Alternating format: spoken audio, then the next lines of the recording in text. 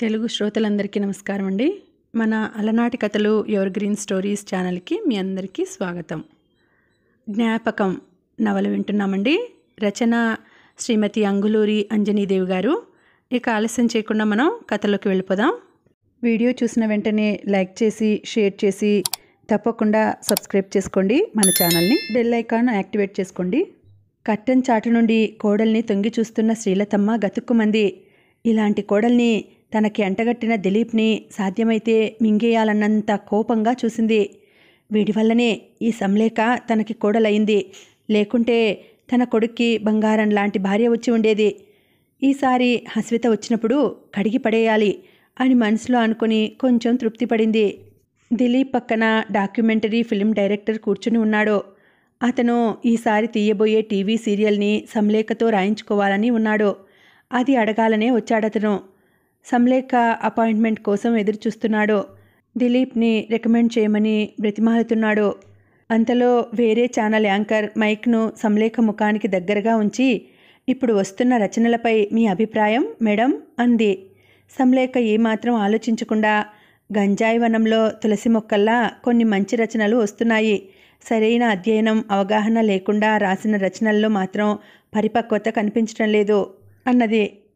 పరిపక్వత లేని రచనలు రాస్తున్న వాళ్ళకి మీరిచ్చే సలహా? తొందరపడి పేరును అచ్చులో చూసుకోవాలన్న కోరికను తగ్గించుకోవాలి.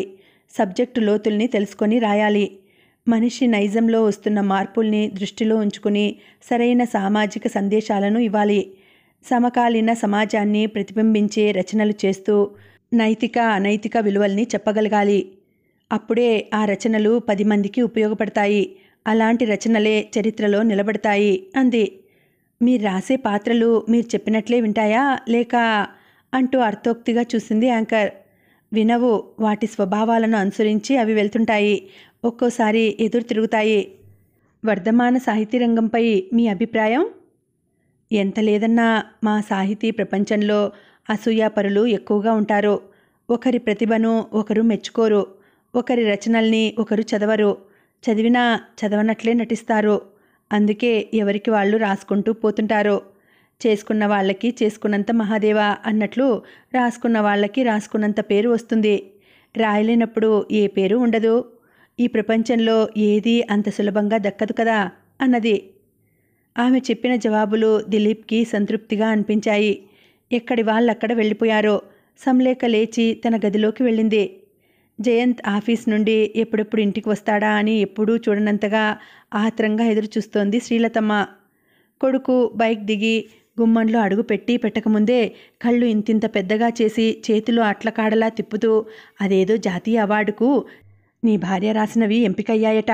ఎవరెవరో వస్తున్నారు వెళుతున్నారు.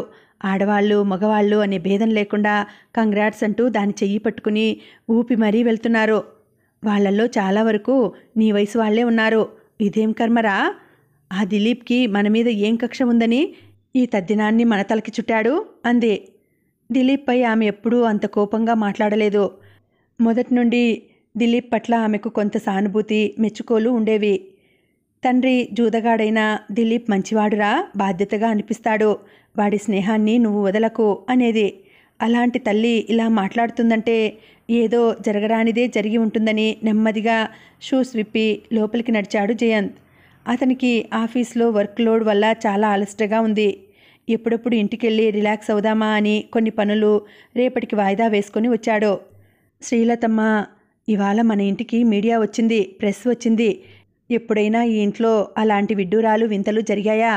వెళ్ళి అడగరా జయ్యి. దాన్ని మామూలుగా కాదు, ఇది ఇల్లా సంతా అని గట్టిగా నిలదీసి అడుగు. లేకుంటే అది ఈ ఇంటిని తీసుకెళ్లి బజార్లో పడేసేలా ఉంది. ఇప్పటికే పడేసింది. పేపర్లకి తన పేరును ఎక్కించుకొని రచ్చరచ్చ చేసింది. వచ్చిన వాళ్లతో అది మాట్లాడే తీరు, దాని వ్యవహారం చూస్తుంటే అది మామూలు అంశలో పుట్టిందానిలా లేదు. అమ్మో అమ్మో, దాని జాతకం ఏం జాతకం రా! ఆ కెమెరాలు, ఆ మైకులు, వాళ్ళు అడిగే ప్రశ్నలు, అది ఇచ్చే జవాబులు చూస్తుంటే అది మామూలు మనిషి కాదురా అంటూ ఒక్క క్షణం ఆగి గాలి పీల్చుకుంది. జయంత్ నీరసం వచ్చిన వాడిలా సోఫాలో కూర్చున్నాడు. అతని మనసంతా పుండులా అయింది. దాంతో కలిసి బయటకెళ్లాలంటేనే తలనొప్పిగా ఉంది జయంత్. మొన్న వెళ్ళినప్పుడు ఏం జరిగిందో తెలుసా అంది శ్రీలతమ్మ. వెంటనే ఏం జరిగిందో త్వరగా చెప్పు అన్నట్లు చూశాడు జయంత్. అతనికి అసహనంగా ఉంది. ఎవరో చదువుకుంటున్న అమ్మాయిలట. దాన్ని చూడగానే గుర్తుపట్టి, వావ్, మీరు రైటర్ కదా, నెట్లో మీ సీరియల్ చదువుతున్నాం, అందులో మీ ఫోటో పరిచయం ఉంది, ఆ సీరియల్ నిజంగా కేక మేడం, అదిరింది అంటూ దాన్ని పట్టుకొని ఒత్తి ఒత్తి వదిలారు. అప్పటికి గాని వాళ్ళ అభిమానం తీరలేదు. ఇది కూడా వాళ్ళని చూడగానే చిన్నపిల్లైపోయింది. అదేం మైకమో ఏమో, చుట్టూ ఎవరున్నారో కూడా పట్టించుకోవడం లేదు. దీని రచనలపై ఒకటే చర్చ. దీని ముఖంలో ఆనందం చూడాలి. ఆ తర్వాత ఎప్పటికో తేరుకొని నా వైపు చూసి, ఈవిడ మా అత్తగారు అంటూ వాళ్ళకి నన్ను పరిచయం చేసింది. ఏం అభిమానులో ఏమో, నాకైతే అక్కడ ఒక్క క్షణం కూడా నిలబడే బుద్ధి కాలేదు. వాళ్ళ మాటలు వినబుద్ధి కాలేదు. దాన్నక్కడే వదిలేసి వచ్చేశాను. ఇలాంటివి మనకు నచ్చవని తెగేసి చెప్పరా? నీ మంచితనాన్ని మెతకతనంగా అనుకుని అది మరీ రెచ్చిపోతోంది. మగవాడివి, ఏది తెలిసినా చూసి చూడనట్లు, విని విన్నట్లు ఉండకూడదు. వెళ్ళి దాన్ని ఏం చేస్తావో ఏమో నాకు తెలియదు. జుట్టు పట్టి 4 పీకినా తప్పులేదు. అందరాడవాళ్ళలా ఉండమని చెప్పు అంది ఆవేశంగా. అతనికి ఆ క్షణంలో తల్లిని అడిగి కాఫీ కల్పించుకొని తాగాలన్న కోరిక పూర్తిగా చచ్చిపోయింది. ఒక్క ఉదుటిన సోఫాలోంచి లేచాడు. లేకా అని కోపంగా గట్టిగా అరుస్తూ సంలేఖ ఉన్న గదిలోకి వెళ్ళాడు. సంలేఖ సిస్టమ్ ముందు కూర్చొని ఇవాళ ఇంటికొచ్చి తనని కలవని కొందరు జర్నలిస్టుల ఈమెయిల్కి తన రెజ్యూమ్ను, తనకొచ్చిన అవార్డు వివరాలను పాసాన్ చేస్తోంది. ఆలస్యం చేస్తే అది పాత న్యూస్ అయిపోతుంది. అన్ని పేపర్లకి ఒకే రోజు ఆ వార్త వెళ్ళాలి. అందుకే చాలా క్విక్గా చేస్తోంది. భర్త పిలుపు విని బిత్తరపోయి వెనుతిరిగి చూసింది. జయంత్ మింగేసేలా ఆమెని చూస్తున్నాడు. ఆమెకేం అర్థం కాలేదు. ఏం జరుగుతోంది ఇక్కడ అన్నాడు. మెదడంతా మొద్దుబారినట్టు అలాగే చూస్తోంది సంలేఖ. మాట్లాడవేం గద్దించాడు. మాట్లాడడానికి ఇక్కడ ఏం జరుగుతోందని అయోమయంగా చూసింది. నీకు తెలియదా? అసహ్యంగా చూశాడు. ఆ చూపును తట్టుకోలేక, తెలియకనేగా అడిగేది అంది. అడుగుతావు? ఎందుకు అడగవు? నీకసలు ఇంట్లో మనుషుల్ని ఎలా చూడాలో, ఇంటిని ఎలా ఉంచాలో తెలిస్తే కదా అన్నాడు. అతని చూపులు ఎప్పుడూ లేనంత కోపంగా ఉన్నాయి. తెలియక నేనేం చేశానని అంత కోపంగా ఉన్నారు? ముందు అదేదో చెప్పి కోప్పడండి. సస్పెన్స్ దేనికి అంది. ఇవాళ నీకోసం ఎవరెవరో వచ్చారట. ముక్కు మొహం తెలియని వాళ్ళతో నీకు మాటలేంటి? అసలు ఎందుకు రాణిస్తావు వాళ్ళను ఇంటికి? సంలేఖకు అప్పుడు అర్థమై తేలిగ్గా ఊపిరి పీల్చుకొని, మీకు తెలుసుగా నాకు నేషనల్ అవార్డు వచ్చినట్లు. ఆ సందర్భంలో ప్రెస్, మీడియా వాళ్ళతో పాటు ఒక డాక్యుమెంటరీ ఫిల్మ్ డైరెక్టర్ వచ్చారు. వాళ్ళంతా నన్ను అభినందించడానికి, ఇంటర్వ్యూ తీసుకోవడానికి వచ్చారు. తప్పేంటి అంది. నీకు తప్పులా అనిపించకపోవచ్చు, మాకు తప్పే అన్నాడు. షాక్ తిన్నది సంలేఖ. ఆ షాక్లోంచి తేరుకుంటూ, చూడండి, తప్పొప్పులు నాకు తెలుసు. ఈరోజు మీరనుకున్నంత తప్పేమీ జరగలేదు. వాళ్ళేం నాతో గంటలు గంటలు కూర్చొని చర్చలు చేయలేదు. జస్ట్ ఓ గంట కూర్చున్నారంతే. అలా అని ప్రతిరోజు వచ్చి నా ముందేం కూర్చోవడం లేదు. అలా కూర్చుంటే నేనే చెప్తాను. మీకే కాదు, నాకు ఒక ప్రపంచం ఉంది. మీరిలా రోజు వచ్చి నాతో చర్చలు పెట్టడం సభ్యత కాదు అని. పైగా మీరొకటి గమనించాలి. రైటర్స్ అంటే పూర్వం సినీ యాక్టర్స్కి ఉన్నంత గ్లామర్ ఇప్పుడు లేదు. అలా వచ్చి చర్చలు పెట్టేవాళ్ళు కూడా ఇప్పుడు లేరు. పైగా ఇప్పుడు నాకున్న సమయాన్ని రాసుకోవటానికే వాడుకుంటాను, కానీ అనవసరంగా వృధా చేసుకోనని మీరు గమనించి మాట్లాడితే బాగుంటుందేమో అంది. అంటే ఏది బాగో ఏది కాదో నువ్వు నేర్పుతున్నావా నాకు? చూడు, నువ్వెంత రాసినా నా అంత తెలివి నీకు ఉండదని గమనించి మాట్లాడడం నేర్చుకో అన్నాడు. నోరు తెరిచి అలాగే చూసింది సంలేఖ. జయంత్ విసుగ్గా చూసి, నువ్వేదో చిన్న చిన్న కథలు రాసుకుంటూ ఉంటావని పెళ్లి చేసుకున్నాను కానీ ఇలా తయారవుతావనుకోలేదు అన్నాడు. ఎలా తయారయ్యానండి? ఈ అవార్డు రావాలంటే మాటలా? అక్కడ ఎంత పోటీని తట్టుకొని నా రచనలు ఎంపికై ఉంటాయో తెలుసా? పోనీ సాహిత్యపరంగా ఏ స్థాయికి చేరితే ఇది వస్తుందో తెలుసా? నాకు తెలుసు. ఆ స్థాయికి చేరుకోవాలంటే ఎంత కృషి చేయాలో, ఎంత సాధన చేయాలో, ఎంత ఏకాగ్రత కావాలో. ఒక్క రాత్రి కాదు, ఒక్క పగలు కాదు, అదో సుదీర్ఘ శ్రమ. దాన్ని మీరు మెచ్చుకోవటం పోయి ఇలా మాట్లాడతారేం అంది. జయంత్ చిరాగ్గా చూసి, ఎంతసేపు నీ పిచ్చిగోల నీదేనా? నా మాటలేం పట్టవా నీకు? ఒక్కసారి మన చుట్టుపక్కల ఇళ్లల్లో ఉండే ఆడవాళ్లతో నిన్ను పోల్చుకొని చూడు. నువ్వు చేస్తున్న తప్పేంటో నీకు తెలుస్తుంది. వాళ్ళు హౌస్ వైఫ్లు, నేను ప్రొఫెషనల్ రైటర్ని. వాళ్ళకి నాకు పోలికెలా కుదురుతుంది? కుదరినప్పుడు వాళ్ళను వీళ్ళను ఇంటికి రానియకు. చూసే వాళ్ళకి బాగుండదు. మా అమ్మ సంగతి నువ్వు కొంచెమే చూశావు. తర్వాత నీ ఇష్టం, పర్యవసానాలు బాగుండవు అన్నాడు. అతని మాటల్లో ప్రేమ లేదు, బెదిరింపు ఉంది. ఇలాంటి మనిషి కోసమా తను ఒకప్పుడు నార్మల్గా చదివి ర్యాంకు పోగొట్టుకుంది? షాకింగ్గా ఉంది సంలేఖకు. ఆమెకు కన్నీళ్ళు ఆగడం లేదు. అయితే నన్నిప్పుడేం చేయమంటారు? నవలలు రాయొద్దంటారా? అది నీ స్వవిషయం, రాయొద్దని నేనెందుకంటాను అన్నాడు. మీరనేది అలాగే ఉంది. నువ్వెలాగైనా అనుకో. ఇంకేం మాట్లాడలేదు సంలేఖ. అతనికి సంలేఖ మాట్లాడకపోవడం వింతగా ఉంది. మాటకు మాట సమాధానం చెప్పే ఆమె ఎందుకలా మౌనంగా ఉందో అర్థం కాలేదు. అలా మౌనంగా ఉండకపోతే మీ నాన్న మనకి పెళ్లిలో ఇస్తానన్న సామాన్ల డబ్బుల్ని అడగరాదు అన్నాడు. ఆశ్చర్యపోతూ, ఇంకా మీరా డబ్బుల్ని మర్చిపోలేదా అంది. అవి డబ్బులు కదా, మరుపెలా వస్తుంది అన్నాడు. అంటే వాటిని తీసుకోవాలన్న ఉద్దేశం మీకు కూడా ఉందా అడిగింది సంలేఖ. అతను మాట్లాడలేదు. మీరిలా మాట్లాడి నాకు అవార్డు వచ్చిందన్న సంతోషం కొంచెం కూడా మిగలకుండా చేస్తున్నారు తెలుసా అంది ముఖం అదోలా పెట్టుకొని. నాకు మాత్రం సరదానా? అమ్మ పదే పదే అడుగుతోంది. ఆఫీస్లో ఓ టార్చర్, ఇంట్లో ఇదో టార్చర్ అంటూ ఆ గదిలో ఉండకుండా బయటకెళ్ళిపోయాడు. నేషనల్ అవార్డు తీసుకోబోతున్న భార్యతో భర్త ఉండాల్సిన తీరు ఇదేనా? సంలేఖకి బాధ అనిపించింది. సంలేఖ నేషనల్ అవార్డు తీసుకుంటున్న రోజు రానే వచ్చింది. ఆమెను జయంత్ బైక్ మీద తీసుకెళ్లి రవీంద్ర భారతి ఆవరణలో దింపాడు. అతను బైక్ దిగకపోవడం చూసి, మీరు రండి, మిమ్మల్ని అందరికీ పరిచయం చేస్తా, నాకు కూడా బాగుంటుంది అంది. అతను మూడీగా ఉన్నాడు. రాత్రి నుండి అలాగే ఉన్నాడు. అత్తగారు మామగారు కూడా వచ్చే ముందు చెప్పినా ముఖం అదోలా పెట్టుకున్నారు. ఎందుకిలా ఉన్నారు వీళ్ళు? ఎప్పుడూ నీ గోలేనా? నాకంటూ ఇంకేమీ ఉండవా? నేనిప్పుడు మా సుపీరియర్ ఇస్తున్న పార్టీకి అటెండ్ కావాలి అన్నాడు జయంత్. మీ సుపీరియర్తో ఈ ఫంక్షన్ ఉందని చెప్పుకుంటే సరిపోతుంది. ఇది మన పర్సనల్ కదా అంది భర్త చెయ్యి పట్టుకొని నచ్చ చెప్తున్నట్లుగా. అతను ఆమె చెయ్యిని నెమ్మదిగా తొలగించి, మన కాదు, నీ పర్సనల్, ఇంకెప్పుడు ఇలాంటి వాటిని మన పర్సనల్ అనకు. అదేదో తీసుకోగానే త్వరగా ఇంటికి వెళ్ళు, నేను రావటానికి ఆలస్యం అవుతుంది అంటూ ఇంకేం మాట్లాడకుండా బైక్ స్టార్ట్ చేసి వెళ్ళిపోయాడు. అతనలా వెళ్ళగానే ఆమె కోసం కాచుకొని ఉన్న కొందరు అభిమానులు తమ అభిమానధనాన్ని ఆమె మీద కుమ్మరిస్తూ ఆమె చుట్టూ చేరారు. ఆమెకు తన మాట విని లోపలికి రాని భర్త గుర్తొస్తున్న ఆ అభిమానుల ప్రేమను మనస్ఫూర్తిగా ఆస్వాదిస్తోంది. ఆమెతో పాటే వాళ్ళు లోపలికి నడిచారు. అప్పటికే చాలామంది ప్రేక్షకులతో హాల్ అంతా నిండి ఉంది. ప్రేక్షకుల్లో కూర్చొని సంలేఖ కోసం ఎదురు చూస్తున్న దిలీప్, హస్విత సంలేఖను చూడగానే నవ్వుతూ లేచి నిలబడ్డారు. హస్విత సంలేఖను హగ్ చేసుకుని వదిలింది. అంతలో హడావిడిగా సంలేఖను అప్పుడే చూసినట్లు కొందరు సభా నిర్వాహకులు వచ్చి ఆమె కోసం రిజర్వ్ చేసిన సీటు దగ్గరికి తీసుకెళ్లి గౌరవపూర్వకంగా కూర్చోబెట్టారు. అక్కడ తనకి ఉన్న ప్రత్యేకతను చూసి ఆమె గర్వపడలేదు, ఆత్మతృప్తితో చూస్తోంది.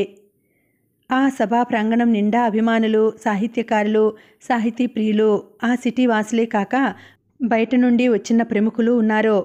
తిలక్ అన్నయ్యకి కాల్ చేస్తే నాట్ రీచబుల్ అని వచ్చింది. తల్లి రాజారాం అన్నయ్య, వినీల తమ హర్షాన్ని వ్యక్తం చేశారు. తండ్రికి ఆరోగ్యం బాగాలేక రాలేనన్నాడు రాజారాం అన్నయ్య. రాలేకపోతున్నందుకు చాలా బాధపడ్డాడు. వాళ్ళలా సంతోషపడుతుంటే ఇలాంటి అవార్డులు ఇంకా తీసుకోవాలని, ఇంకా మంచి మంచి రచనలు చేయాలని మనసులో అనుకుంది సంలేఖ. జ్యోతి ప్రజ్వలనానంతరం అధ్యక్షుల వారి తొలి పలుకులతో సభ ప్రారంభమైంది. ముఖ్య అతిథులు ఆ సందర్భాన్ని బట్టి వారి వారి అభిప్రాయాలను తెలియచేశారు. కరతాళ ధ్వనులతో ఆడిటోరియం మారుమ్రోగింది. అనంతరం ఆ వేదికపై సంలేఖను ఘనంగా సత్కరించే కార్యక్రమం మొదలైంది. ప్రేక్షక మహాశయులు ఉత్కంఠతతో చూస్తున్నారు. ఆమెకు ముందుగా మెడలో పూలదండను వేశారు. ఆ తర్వాత ఖరీదైన దుశ్శాలువా, ఆమె పేరుతో పాటు ఆమె ఫోటో పక్కన నేషనల్ ఇంటిగ్రేషన్ అవార్డు అని రాసి ఉన్న మెమొంటోను ఇచ్చారు. అదంతా ముఖ్యమంత్రి గారి చేతుల మీదుగా జరగడం ఆనందంగా ఉంది సంలేఖకు. జన్మ ధన్యమైనట్లే చూస్తోంది. ఆ పురస్కారాన్ని అందుకున్న సందర్భంగా సభా సరస్వతికి నమస్కరించి సంలేఖ మాట్లాడుతూ, ఈరోజు నా జీవితంలో అద్భుతమైన రోజు, ఇలాంటి రోజు వస్తుందని నన్ను, నా రచనల్ని వెటకారం చేసిన వాళ్ళకి తెలియకపోవచ్చు, తెలుసుంటే నా ముందు పొగుడుతూ నా వెనకాల నవ్వేవాళ్ళు కాదేమో, పక్కకెళ్ళి ఏముంది ఆమె రాతల్లో అని ఎద్దేవా చేసేవాళ్ళు. ఇవన్నీ దాటుకుంటూ వచ్చాను. ఎక్కడా భయపడి వెనకడుగు వేయలేదు. ఆత్మవిశ్వాసంతో రాసుకుంటూ వెళ్ళాను. ఈ ఆత్మవిశ్వాసం నాకు మా నాన్నగారు నేర్పిందే. అదెలా అంటే, ఒక చెట్టు కొమ్మ మీద పక్షి కూర్చుని ఉన్న సమయంలో పెద్ద గాలి వీచింది. కొమ్మ వేగంగా ఊగుతోంది. పక్షి మాత్రం అక్కడే కూర్చుని ఉంది. ఎందుకంటే పక్షి కొమ్మ మీద పూర్తిగా ఆధారపడలేదు, దాని రెక్కల మీద ఆధారపడింది. అందుకే కొమ్మ విరిగినా పక్షి కింద పడదు. చిన్న పక్షిలో ఉన్న ఆత్మవిశ్వాసం అన్నీ తెలిసిన మనకెందుకు ఉండకూడదు? ఈ మాటలు మా నాన్నగారు నాకు ఏ క్షణాన చెప్పారో కానీ, ఆ పక్షిని మించిన ఆత్మవిశ్వాసంతో పట్టుదలతో నడిచి నడిచి ఒక మేరు పర్వతాన్ని చేరుకున్న నత్తలా ఈ వేదికను ఎక్కాను, ఈ స్థానాన్ని చేరుకున్నాను అంది. తన స్పందనను సభాముఖంగా ప్రేక్షకులతో పంచుకుంది. అంతవరకు నిశ్శబ్దంగా ఉన్న ఆ హాలంతా హర్షధ్వానాలతో మారుమ్రోగింది. వందన సమర్పణతో సభ ముగిసింది. అభిమానులు ఆటోగ్రాఫ్ల కోసం సంలేఖ చుట్టూ చేరారు. ఒకరి వెంట ఒకరు వస్తూనే ఉన్నారు. వాళ్ల మధ్యలోంచి నెమ్మదిగా సంలేఖను పక్కకు తప్పించి తమ కారులో కూర్చోబెట్టుకున్నారు దిలీప్, హస్విత. కారులో కూర్చున్నాక కళ్ళు మూసుకుని వెనక్కి ఒరిగింది సంలేఖ.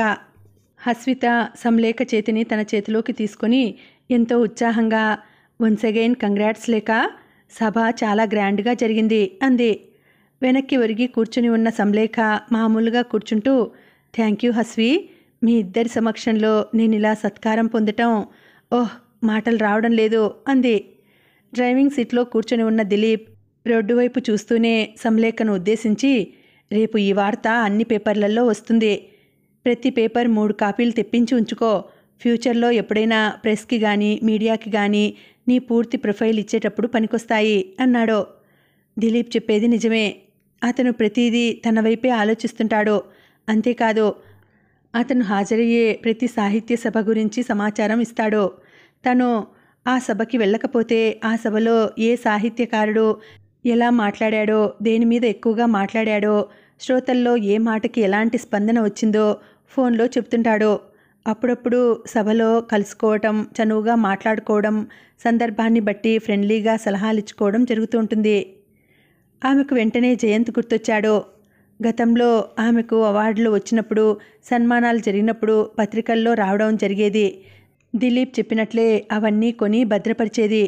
ఎవరైనా చీరలు కొంటారు, నగలు కొంటారు, నీకిదేం పిచ్చి, పేపర్లు కొనుక్కొని అదేదో డైమండ్స్ లాగా దాస్తావు, ₹1 అయినా ఎలా వస్తుంది చెప్పు, అన్నన్ని పేపర్లు కొనటం డబ్బుదండగా అనిపించడం లేదా నీకు అనేవాడు జయంత్. ఇప్పుడు మిస్ అయితే అవి మళ్ళీ దొరకవండి అని ఆమె ఎంత చెప్పినా, ఇప్పుడు దొరికి మాత్రం ఏం చేస్తావు వాటిని, ఎప్పటికైనా పడేసేవేగా అని విసుక్కునేవాడు. అతనికి నచ్చని పని చేయాలంటే చేయబుద్ధి కాదు, వదిలేసేది. ఇప్పుడు కొన్ని కటింగ్స్ తన దగ్గర లేవు. గుర్తొస్తే గుండెలో బాధతో కూడిన అలజడి. రేపు కూడా అంతే. పేపర్లు కొనాలంటేనే భయం. రోజు రోజుకి అలాంటి పనుల మీద ఆసక్తి అంతరించిపోతోంది.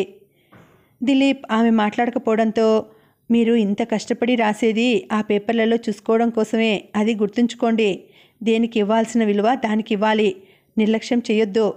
మీకు సంబంధించిన న్యూస్ ఎలాంటిదైనా సరే జాగ్రత్తగా ఫైల్ చేసి పెట్టుకోండి అన్నాడు. సంలేఖ సమాధానం చెప్పే లోపలే ఇల్లొచ్చింది. కారు ఆపాడు దిలీప్. వాళ్ళకి థ్యాంక్స్ చెప్పి కారు దిగింది సంలేఖ. లోపలికి రండి అంటూ వాళ్ళను ప్రేమగా ఆహ్వానించింది. అందుకు దిలీప్, మా జర్నలిస్టులంతా రవీంద్ర భారతి నుండి నేరుగా ప్రెస్కి వెళ్లారు. నేను కూడా ఈ న్యూస్ని అర్జెంటుగా ప్రెస్కి ఇవ్వాలి. మిమ్మల్ని డ్రాప్ చేసి వెళ్ళొచ్చని వచ్చాం. ఈసారి ఎప్పుడైనా వస్తాం అంటూ కారు స్టార్ట్ చేశాడు దిలీప్. కృతజ్ఞతగా చూసింది సంలేఖ. కారు కనిపించేంత వరకు అక్కడే నిలబడి ఆ తర్వాత ఇంట్లోకి నడిచింది. లోపలికి వెళ్ళగానే శ్రీలతమ్మ చూపులు సంలేఖ చేతుల్లో ఉన్న పూలదండ, దుశ్శాలువ, మెమంటోల మీద పడ్డాయి. ఏమాత్రం ఆసక్తి లేని దానిలా ఓ చూపు చూసి ముఖం మార్చుకొని తన గదిలోకి వెళ్ళి తలుపు పెట్టుకుంది. ప్రముఖుల సమక్షంలో ఎంతో ఘనంగా సన్మానం చేయించుకొని వస్తే కనీసం పలకరించనైనా పలకరించకుండా గదిలోకి వెళ్ళిన అత్తగారిని శిలలా నిలబడి చూసింది. ఆ తర్వాత ఆమె కళ్ళు జయంత్ కోసం వెతికాయి. అతను ఇంకా ఇంటికి రాలేదు. సంలేఖ అప్పుడే తన గదిలోకి వెళ్లకుండా తనకి వచ్చిన మెమంటోని హాల్లో ఉన్న కబోర్డ్లో ఉంచింది. ఇది తనకి వచ్చిన 4వ మెమంటో. అన్నీ వరుసగా ఉన్నాయి. వాటిని చూస్తుంటే భాషకి అందని అనుభూతి కలుగుతోంది. కొద్దిసేపు అలాగే నిలబడింది. పూలదండను సోఫాకి ఎదురుగా ఉన్న టీపాయ్ మీద ఉంచింది. అక్కడెవరూ లేకపోవడం వల్లనో ఏమో నిశ్శబ్దంగా గంభీరంగా ఒంటరిగా అనిపించి గదిలోకి వెళ్ళింది. శాల్వాను బీరువాలో పెడుతూ ఆమెకు వాళ్ళిచ్చిన ₹1,00,000 చెక్ వైపు చూసుకుంది. దాన్ని చూస్తుంటే ఆమెకు చక్కటి ఐడియా వచ్చింది. అంతలో జయంత్ వచ్చాడు. జయంత్తో కలిసి భోంచేశాక తనకి వచ్చిన ఐడియాను అతనితో చెప్పాలనుకుంది. చెక్కును బీరువాలో పెట్టి వెన్నుతిరిగి చూసే లోపలే జయంత్ బెడ్ మీద పడుకుని ఉన్నాడు. అతను పడుకున్న తీరు చూస్తుంటే అతన్ని పలకరించాలంటేనే భయంగా ఉంది. అయినా మెల్లగా భుజంపై చేయి వేసి జయంత్ అని పిలిచింది. చాలా ప్రేమగా మృదువుగా ఉందా పిలుపు. అతను కళ్ళు తెరిచి ఆమె వైపు చూడలేదు. ఎప్పటిలా గబుక్కున గుండెల మీదకి లాక్కోలేదు. గంట క్రితం పార్టీలో ఏం జరిగిందో ఆలోచిస్తున్నాడు. దాన్ని డైజెస్ట్ చేసుకోలేక ఎప్పుడూ పడనంత అవస్థ పడుతున్నాడు. అసలు ఇవాళ ఆ పార్టీకి వెళ్ళకపోయినా ఇంత బాధ ఉండేది కాదేమో అని అనుకున్నాడు. అసలు ఆ పార్టీలో ఏం జరిగిందంటే, పార్టీకి అటెండ్ అయిన ప్రతి ఒక్కరూ జయంత్ వెళ్ళగానే ప్రత్యేకంగా చూశారు. ఈరోజు సంలేఖకు జాతీయ అవార్డు వస్తున్నట్లు ఉదయాన్నే పేపర్లో చూశామని కంగ్రాట్స్ చెప్పి కరచాలనం చేశారు. అంతటితో ఊరుకోకుండా, ఎప్పుడైనా నీ ఆలోచనలే డిఫరెంట్ జయంత్. నీ పెళ్లిలో మేమంతా ఇంత దూరం వచ్చి వీడి అమ్మాయిని ఎందుకు పెళ్లి చేసుకున్నాడు? కనీసం వీళ్ళకో కారు లేదు, మంచి ఇల్లు లేదు. ఎప్పుడైనా వస్తే ఇలాంటి చోట వీడికేం మర్యాదలు జరుగుతాయి? ఎంతైనా పెళ్లి విషయంలో వీడు చాలా తప్పుడు నిర్ణయం తీసుకున్నాడు అని. కానీ నువ్వు చాలా తెలివైన నిర్ణయం తీసుకున్నావు. సంలేఖ గారు రచయిత్రి అని ముందు తెలిసే ఈ పెళ్లి చేసుకున్నట్లు ఆ రోజు ఊహించలేకపోయాం. ఇప్పుడు చూడు, ఒక రచయిత్రి భర్తగా బోల్డెంత గుర్తింపు తెచ్చుకున్నావు. మేమే కాదు, నువ్వు ఎక్కడికి వెళ్ళినా నిన్ను సంలేఖ గారి భర్తగా చాలా గౌరవిస్తారు. ఈ గౌరవం ఎన్ని కార్లు కొంటే వస్తుంది? ఎన్ని ఇళ్ళు కొంటే వస్తుంది? ఎన్ని స్థలాలు కొంటే వస్తుంది? నువ్వు నిజంగా గ్రేట్. నీ ఆలోచనలు గ్రేట్ అన్నారు. జయంత్ నవ్వాడే కానీ మనస్ఫూర్తిగా నవ్వలేకపోయాడు. ఒకరి వెంట ఒకరు అతని చెయ్యి పట్టుకొని విష్ చేస్తుంటే శరీరం మొత్తం నరికేసినట్లయింది. భూమిని చీల్చుకొని పాతాళంలోకి జారుతున్నట్లు అనిపించింది. ఇన్ని రోజులు తను జయంత్గానే బ్రతికాడు, జయంత్గానే ఎదిగాడు, జయంత్గానే ఆఫీస్లో కష్టపడుతున్నాడు. కారుంది, ఇల్లుంది, ఆ గౌరవం చాలు తనకి. కొత్తగా రచయిత్రి భర్తగా తనకి గుర్తింపు రావడం ఏంటి? తనకెందుకీ గుర్తింపు? ఇది తన మనస్తత్వానికి విరుద్ధమైనది, వ్యక్తిత్వాన్ని పాతిపెట్టేది. ఏంటండి ఆలోచిస్తున్నారు? భర్తనే పరిశీలనగా చూస్తూ అడిగింది సంలేఖ. చేతిని నుదుటి మీద పెట్టుకొని ఏం లేదు అన్నాడు. ఏదో ఉంది, మీరెప్పుడూ ఇంత డిస్టర్బ్డ్గా లేరు అంది సంలేఖ. నువ్వనేది నిజమే, నేను సంలేఖ భర్తనట అంతా అంటున్నారు అన్నాడు. ఆమె నవ్వి, కాదని ఎవరన్నారు? మీరు మామూలు సంలేఖ భర్త కాదు, ద గ్రేటెస్ట్ వర్త్ఫుల్ రైటర్ భర్త అంది. అతను నవ్వకుండా సీరియస్గా చూస్తూ లేచి కూర్చొని, నువ్వు కూడా ఆ మాట అన్నావంటే చెంప పగిలిపోద్ది అన్నాడు. ఎందుకలా అంటున్నాడో అర్థం కాక అదిరిపడి చూసింది సంలేఖ. నువ్వు ఈ జయంత్కి భార్యవి. ఆఫీస్లో కానీ బయట కానీ నేను జయంత్గానే ప్రజెంట్ అవ్వాలి, సంలేఖ భర్తగా కాదు అన్నాడు. ఆమెకి ఏం మాట్లాడాలో తెలియలేదు, అలాగే చూస్తోంది. ఏంటా చూపు? నేను చెప్పేది అర్థం కావటం లేదా? మీరిలా మాట్లాడతారంటేనే నమ్మలేకపోతున్నాను. ఒక చార్టెడ్ అకౌంటెంట్గా మీకుండే గుర్తింపు మీకుంది. నా వల్ల కొత్తగా మీకొచ్చేదంటూ ఏమీ లేదు. ఆకలిగా ఉంది, రండి భోంచేద్దాం అంది. ఆమె ఎంత సౌమ్యంగా మాట్లాడినా అతని అహం సంతృప్తి చెందటం లేదు. నీ భార్యకి నీ ఇంట్లోనే కాక బయట కూడా చాలా గుర్తింపు వచ్చింది జయంత్ అన్న ఫ్రెండ్ మాటలు గుర్తొచ్చి బాధ పెడుతున్నాయి. ఎంతైనా రైటర్స్కి ఓ ఇమేజ్ ఉంటుంది జయంత్. వాళ్ళు మాట్లాడకుండా అక్షరాలతో మాట్లాడిపిస్తుంటారు. ఏం చేయాలన్నా అక్షరాలతోనే చేస్తుంటారు. అందుకే అవి రాసిన వాళ్ళ పేరును వెంటేసుకొని ప్రపంచవ్యాప్తంగా తిరుగుతుంటాయి. వాటిని ఆపడం కష్టం. మనం ఎంత కష్టపడి పనిచేసినా అలా ఉండదు, ఉన్న చోటే ఉంటాం. అలా అని వాళ్ళు చేస్తున్న వర్క్ని మనం చేయలేం అన్న వాళ్ళ సుపీరియర్ మాటలు గుర్తొచ్చాయి.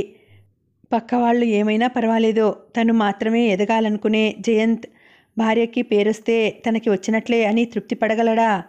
సంలేఖను పెళ్లి చేసుకోవడం వల్లనే తనకి ఉన్న ప్రశాంతత పోయిందనుకున్నాడు. కట్టెలు కాలే కొద్దీ మంటలు ఎగిసినట్లు అతని మనసంతా కొద్ది కొద్దిగా మంటలు ఆక్రమించుకుంటున్నాయి.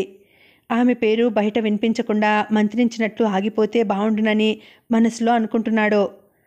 రండి భోంచేద్దాం అని మళ్ళీ పిలిచింది సంలేఖ. పార్టీకి వెళ్ళినట్లు చెప్పాను కదా, నువ్వు వెళ్ళి తినేసిరా అన్నాడు లోపల రగిలే అగ్నిని పైకి కనిపించనీయకుండా. కనీసం కంపెనీ కోసమైనా నాతో వచ్చి కూర్చోండి. ఇవాళ సభలో జరిగిన విశేషాలను మీతో చెప్పుకుంటూ తింటాను. అసలు వాళ్ళంతా నా రచనల్ని ఎంత పొగిడారో తెలుసా? ఒక్కో అక్షరాన్ని పేర్చుకుంటూ నేను రాసిన వాక్యాలు చెక్కిన శిల్పాల్లా ఉంటాయట. వాటిని చదువుతుంటే ప్రాణం పోసుకున్న పక్షిపిల్ల మనసు లోతుల్లోకి వెళ్ళి గిలిగింతలు పెట్టినట్లు అనిపిస్తాయట. నాలోంచి వచ్చే ప్రతి అక్షరం చాలా విలువైందట అంది. జయంత్ అసహనంగా చూసి, అవన్నీ ఎవరికి కావాలిప్పుడు, అవతలికి పో అని కసురుకున్నాడు. అతను నెట్టకపోయినా నెట్టినట్లే వెళ్ళింది. ఆమె మనసంతా మబ్బు నిండిన ఆకాశంలా మసగ్గా మారిపోయింది. ఒకప్పుడు ఇదే జయంత్ పుస్తకాల పురుగు ఏమాత్రం ఆదమర్చినా చదివిన అక్షరాలు అవతలకెళ్ళిపోతాయని కళ్ళు మూసుకొని తపస్సు చేస్తున్నవాడిలా పక్క వాళ్లను పట్టించుకునేవాడు కాదు. అది కేవలం ర్యాంకు కోసమే. ఉద్యోగం వచ్చాక అక్షరాలతో అతనికి అవసరం లేకుండా పోయింది. ఇప్పుడున్న ఈ స్థాయి అతనికి అక్షరాలు ఇచ్చిందే అన్నది పూర్తిగా మర్చిపోయాడు. అలాంటి అతని ముందు కూర్చొని అక్షరం బ్రహ్మస్వరూపమని, అండపిండాది అనేకం నిండిన ఈ మహాబ్రహ్మాండమంతా అక్షరం నుండి ఆవిర్భవించిందని, అందులో తనలాంటి వాళ్ళ అక్షరాలు కూడా ఉంటాయని చెబితే వినటానికి అతనేమైనా తన పాఠకుడా? తన రచనల్ని ఆరాధించే అభిమాన?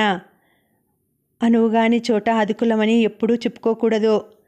ఆమెకు ఆకలి పూర్తిగా చచ్చిపోయింది. ఫ్రిడ్జ్లోంచి వాటర్ బాటిల్ తీసి అందులో ఉన్న నీళ్లు గడగడా తాగి ఆ నీళ్లతోనే కడుపు నింపుకుంది. వెళ్ళి భర్త పక్కన పడుకుంది. నిద్ర రావడం లేదు. లేచి కూర్చొని రాసుకుందామన్నా మూడ్ రావడం లేదు. ఎందుకో ఏమో ప్రపంచం మొత్తం మెచ్చుకున్నా భర్త దాన్ని గుర్తించకపోతే స్త్రీ హృదయం తృప్తిపడదు. సూర్యోదయానికి ముందే నిద్ర లేచి పేపర్ కోసం ఎదురుచూస్తోంది సంలేఖ. ఇవాళ పేపర్లో రాత్రి జరిగిన అవార్డ్ ఫంక్షన్ వివరాలు ఉంటాయి. తను షీల్డు చెక్కు తీసుకుంటున్న ఫోటో ఉంటుంది. దాన్ని పేపర్లో చూసుకోవాలన్న ఆతృతతో మాటిమాటికి గేటు వైపు చూస్తోంది. శ్రీలతమ్మ కళ్ళకి హాల్లో షెల్ఫ్లో ఉన్న సంలేఖ మొమెంటో తప్ప ఇంకేం కనిపించడం లేదు. అది ఆమె మూతిని ముక్కును వంకర్లు తిప్పేలా చేస్తోంది. ఆమెలోంచి వెరైటీ మూలుగులు వచ్చేలా చేస్తోంది. అసూయతో తన్నుకు చచ్చేలా చేస్తోంది. అంతేకాదు, జలుబు చేసిన దానిలా ముక్కుల్ని ఎగపీలుస్తూ తెగ ఇబ్బంది పడుతోంది. ఆ బాధంతా ఆమెకు ఆ మొమెంటోని చూసే. రాత్రి రవీంద్ర భారతి నుండి వచ్చినప్పటి నుండి ఆమె అలాగే ఉంది. ఒక్క మాట కూడా మాట్లాడటం లేదు. భర్తేమో రాత్రి గొడవ పెట్టుకొని పడుకొని ఇంకా నిద్ర లేవనే లేదు. మామగారెందుకో ఏమో కోపంతో ముఖమంతా నలిపినట్లు పెట్టుకొని తిరుగుతున్నాడు. అసలు వీళ్ళంతా ఎందుకిలా ఉంటారు? ఏదో ఒక పనిని కల్పించుకొని ఆ పనిలో నిమగ్నం కాకుండా తననే టార్గెట్ పెట్టుకున్నట్లు ఎప్పుడు చూసినా తన గురించే ఎందుకు ఆలోచిస్తారు? మన చుట్టూ ఉండే వాళ్ళ స్థాయిని బట్టి మన గౌరవం కూడా పెరుగుతుందని ఎందుకు అనుకోరు? కనీసం తాము హాయిగా ఉండడం కోసమైనా ఇతరులు బాగుండాలని అనుకోవచ్చు కదా. అప్పటికీ తను అప్పుడప్పుడు చెబుతూనే ఉంటుంది, అత్తయ్య, ఎప్పుడూ మీలో మీరే ఆలోచించుకుంటూ కూర్చుంటే మీకు మీరే కనిపిస్తారు. టీవీ చూస్తే ఒక్కో సీరియల్లో ఒక్కో అత్తగారు తమ క్రూరత్వాన్ని చూపిస్తూ కనిపిస్తారు. అలాంటి టీవీ సీరియల్స్ చూడకపోయినా పర్వాలేదు, పుస్తకాలు చదవండి. అక్షరాలు కనిపించకపోతే అద్దాలు పెట్టుకోండి. ఈ వయసులో నేను పుస్తకాలు చదవడం ఏంటి అని అనుకోకండి. ఏ వయసులోనైనా పుస్తకాలు చదవచ్చు. మన అభివృద్ధి మొత్తం పుస్తకాల్లోనే ఉంది. ఒక్కో పుస్తకం ఒక్కో అనుభవం. అనుభవాల్లోంచే పుస్తకాలు పుడతాయి. అవి చదివితే మానసిక ప్రశాంతత వస్తుంది. నేను బయటకెళ్ళినప్పుడు మీకు మంచి ఆధ్యాత్మిక పుస్తకాలు తెచ్చిస్తాను. లౌకిక జ్ఞానదానం, ప్రాణదానం, అన్నదానం కన్నా ఆధ్యాత్మిక దానం గొప్పదని ఆధ్యాత్మికవేత్తలు ఇప్పుడు మంచి ఆధ్యాత్మిక పుస్తకాలు రాస్తున్నారు అంటూ కొన్ని పుస్తకాలు తెచ్చి ఇచ్చింది. ఒక్కటి కూడా చదవలేదు. వాటి దారి వాటిదే, ఆమె దారి ఆమెదే. పేపర్ అబ్బాయి గట్టిగా పేపర్ అని కేకేశాడు. సంలేఖ పరిగెత్తుకుంటూ గేటు వైపు వెళ్లే లోపలే దారంతో కట్టి ఉన్న ఆ పేపర్ సర్రున గాల్లో తేలివచ్చి శ్రీలతమ్మ ముఖం మీద పడింది. ఆమె ఉలిక్కిపడి పేపర్ అందుకొని, వేడి ముఖం మండా, నా ముఖానికేసి కొట్టాడేంటి అని గొనుక్కుంటూ ఆ పేపర్ని భర్తకి ఇచ్చింది. ఆయన ఆ పేపర్ తిరిగేస్తూ సంలేఖ పేరు చూడగానే దాన్ని తిప్పేసి వేరే మ్యాటర్ చదువుతున్నాడు. అది చూసి సంలేఖ మనసు ఉసూరుమంది. ఈ లోపల జయంత్ స్నానం చేసి గదిలోంచి బయటకొచ్చాడు. పేపర్ అందుకొని చదువుతూ అక్కడే కూర్చున్నాడు. అతను సమలేఖ న్యూస్ దాటేయకుండా చదివాడు. అతని కళ్ళు మెరిశాయి. ఆ మెరుపు చూసి తండ్రి విసుగ్గా లేచి పైనున్న తన గదిలోకి వెళ్ళాడు. సడన్గా లేచి వెళ్తున్న తండ్రి వైపు చూడకుండా లేఖా అంటూ పిలిచాడు జయంత్. ఆనందం ఎక్కువై ఒక్క గెంతులో వెళ్ళి భర్త ముందు నిలబడింది సమలేఖ. ఆతృతగా పేపర్లోకి తొంగి చూస్తూ మ్యాటర్ బాగానే ఇచ్చారు కదండి, ఫోటో కూడా కలర్లో వచ్చింది అంది సంబరంగా. అవును, అంతా బాగానే ఉంది. వీళ్ళు నీకిచ్చిన ₹1,00,000 చెక్కుని క్యాష్ చేసి అర్జెంటుగా తెచ్చి నాకివ్వు అన్నాడు. అతని కళ్ళు మెరిసింది. తనకి అవార్డుతో పాటు ₹1,00,000 చెక్కు ఇచ్చినందుక. సమలేఖకు నోట మాట రాలేదు. పేరు కన్నా వీళ్ళకి డబ్బే ముఖ్యమా? అయినా ఆ డబ్బుతో ఇతనికేం పని? అలాగే చూస్తోందామె. శ్రీలతమ్మకు వాళ్ళేం మాట్లాడుకుంటున్నారో అర్థం కాక భర్త దగ్గరికి వెళ్ళింది. అలా చూస్తున్నావేం? నేను అడిగేది అర్థమైంది కదా? సమలేఖనే చూస్తూ అడిగాడు జయంత్. అయ్యింది, కానీ నేను ఆ డబ్బును మా నాన్నగారికి ఇవ్వాలనుకున్నాను. మీ నాన్నగారికి ఇవ్వాలనుకున్నావా? నేను వింటున్నది నిజమేనా? కళ్ళు పెద్దవి చేసి చూస్తూ అడిగాడు. నిజమే అంది సమలేఖ ఏమాత్రం తడబాటు లేకుండా. నేనెలా ఒప్పుకుంటాననుకున్నావు? అవి నా డబ్బులు అన్నాడు తీవ్రంగా చూస్తూ. మీ డబ్బులా? షాకింగ్గా చూసింది. అవును, నా డబ్బులే అన్నాడు జయంత్. సమలేఖ ఒక్క క్షణం మౌనంగా చూసి, సరే, మీ అనుమతితోనే వాటిని మా నాన్నగారికి ఇస్తాను, తర్వాత తిరిగి తీసుకుందాం. ఇప్పుడైతే వాటిని ఆయనకివ్వాలి అన్నది. నువ్వేం మాట్లాడుతున్నావో నీకు అసలు అర్థమవుతోందా? ఆయన మనకిస్తానన్న సామాన్లే ఇంతవరకు కొనివ్వలేదు. ఈ డబ్బులు తీసుకెళ్ళి ఇస్తే జీవితంలో వీటిని మళ్ళీ మనం చూస్తామా? ప్రాక్టికల్గా ఆలోచించు అన్నాడు. అది కాదండి, పెళ్లిలో ఇస్తానన్న సామాన్లు ఇవ్వలేదని అత్తగారు బాధపడుతున్నారు. ఈ చెక్కు మార్చి ఇస్తే మా నాన్నగారు సామాన్లు కొని మనకిస్తారు. మంచికైనా చెడుకైనా 2 కుటుంబాల మధ్యన రాకపోకలు ఉండాలిగా అంది. ఏంటి, మా డబ్బులతోనే మాకు సామాన్లు కొనిస్తారా? గట్టిగా అరిచాడు జయంత్. వణికింది సమలేఖ. భర్త తను చెప్పింది విని రహస్యంగా దాస్తాడనుకుంది. కానీ ఇలా అరుస్తాడని ఆమె అనుకోలేదు. అందుకే కంగారు పడుతూ, ఎందుకండి అంత గట్టిగా అరుస్తారు? అత్తయ్య గారు విన్నారంటే పెద్ద గొడవే చేస్తారు. నేను ఆ డబ్బులు ఇవ్వనులేండి, ఇక అరవకండి అంది. సరే, ఇవాళే బ్యాంకుకు వెళ్ళి ఆ చెక్కు మార్చుకొని క్యాష్ తీసుకురా, కారు కొనాలి అన్నాడు. సమలేఖ ఆశ్చర్యపోయి, కారా? కారుందిగా, ఇంకో కారెందుకు? అయినా కారు ఉన్నా మీరు బైక్నే ఎక్కువగా వాడతారు. నన్ను ఒక్కసారి కూడా కారులో తీసుకెళ్లలేదు అంది. కారున్న వాళ్ళంతా కారులో తిరుగుతున్నారా? ఇంటి ముందు ఉంచుకుంటారు, హోదా కోసం, గౌరవం కోసం. మన కాలనీలో ఉన్న అందరి కార్ల కన్నా మన కారే కాస్ట్ తక్కువ. ఈసారి కొంచెం ఎక్కువ ఖరీదైన కారు కొందామని కొంత లోన్ కూడా తీసుకుంటున్నాను. వెళ్ళి త్వరగా రెడీ అయ్యి బ్యాంకుకెళ్ళి డబ్బు తీసుకునిరా అన్నాడు. ఆలోచనగా చూస్తూ అక్కడే నిలబడింది సమలేఖ. నువ్వింకేం ఆలోచించకు. ఇంత బతికి అందరి కార్ల కన్నా తక్కువ ఖరీదైన కార్ని ఇంటి ముందు ఉంచుకోవడం షేమ్గా ఉంది నాకు. నేనొక లక్ష్యంతో బ్రతుకుతున్నవాడిని. నా లక్ష్యం నీకు తెలుసు. అందరికన్నా నేనే ముందుండాలనుకుంటాను. కారు కానీ, ఇల్లు కానీ, పేరు కానీ అన్నాడు. సమలేఖ మనసంతా మొద్దుబారినట్లయింది. అతను ఆమె వైపు చూడకుండా పేపర్ మడిచి పక్కన పెట్టి, నాకు టిఫిన్ పెట్టు, ఇవాళ ఆఫీస్కి కొంచెం ముందుగా వెళ్ళాలి, పనుంది అన్నాడు. ఆమె డైనింగ్ టేబుల్ వైపు నడిచింది. ఆమె వెంటే నడిచాడు జయంత్. అతను టేబుల్ ముందు కూర్చుంటూ ఒకసారి టిఫిన్ తింటూ, ఒకసారి డ్రెస్అప్ అవుతూ, ఒకసారి చెక్కును మార్చుకురమ్మని గుర్తు చేశాడు. ఆఫీస్కి వెళ్తూ బైక్ను బయటకు తీసి ప్రక్కనే పార్కు చేసి ఉన్న తన కారుని వేలుతో తాకి, ఈ కారును ఒకసారి తుడువులేక అన్నాడు. ఆమె సరే అంది. రోడ్డు మీద ఆగి ఉన్న వేరే వాళ్ల కారును చూసి సడన్గా సమలేఖ నడుం మీద తట్టి, అదిగో అలాంటి కారునే నేను కొంటాననేది. ఇంతవరకు మన కాలనీలోకి ఆ కారు మోడల్ రాలేదు అన్నాడు. ఆమె దానివైపు చూసింది. ఎవరికైనా ఏది ఎక్కువగా ఆనందాన్ని ఇస్తుందో అదే ఆలోచిస్తారు. జయంత్ కూడా అంతే. అందుకే ఆమె మౌనంగా ఉంది. అతని మాటను, ఇష్టాలను ఆమె ఎప్పుడైనా గౌరవిస్తుందే కానీ వ్యతిరేకించదు.